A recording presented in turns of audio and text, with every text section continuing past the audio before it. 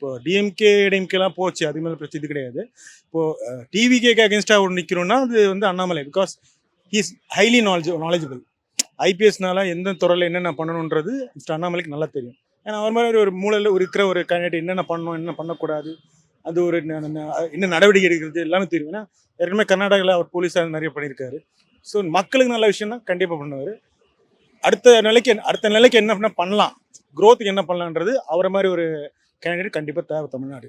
Support இருக்க தான் செய்யும். அவர் பிஜேபிலையும் ஏன் விட்டாருன்றது இது வரைக்கும் யாருக்கு என்ன கணக்கு தெரியாது.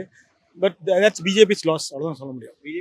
பிஜேபிக்கு ஒரு பெரிய லாஸ் தான் அண்ணாமலை. அண்ணாமலைட்டு பிஜேபி யாருமே இதுவாக போடுது. லாஸ்ட் 5 years 6 years வந்து அண்ணாமலைட்டு பிஜேபி யாருமே அந்த அளவுக்கு சப்போர்ட் இருக்காது.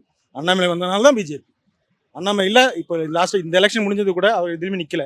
ஆனால் தான் அவ்வளோ டவுன்ஃபால். இல்லாட்டி அவ்வளோ அவர் ஒரு வேலை நின்றுதானா ஹெட் ஆஃப் தி பார்ட்டினா கண்டிப்பாக 11% to 15% கன்வர்ஷன் கண்டிப்பாக பிஜேபி கிடச்சிருக்கும். அவர் நிற்கல, அவ்வளோதான் போச்சு. உள்ளடி வேலை என்ன நடக்குதுன்னு தெரில, அது அந்த கட்சியில தான் பார்த்து தெரியும்.